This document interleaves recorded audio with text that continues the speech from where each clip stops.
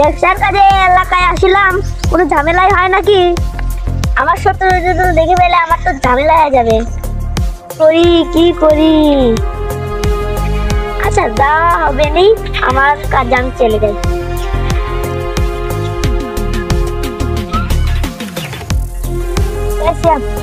ঠিক আছে। হ্যাঁ বস, ওই দেখেন আপনার এলাকায় আপনি শত্রু হেঁটে যাচ্ছে। চল আগে আগে একটাই।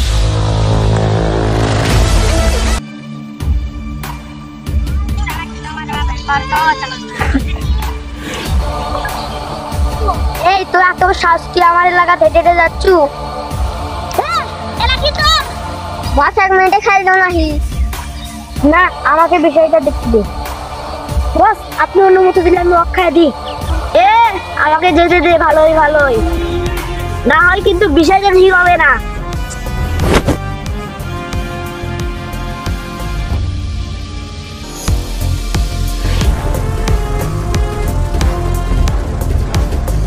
এই তোরা তো শাস্তি আমার এলাকাতে আছে, একটা জায়গায় হাতে যেতে দেবো না।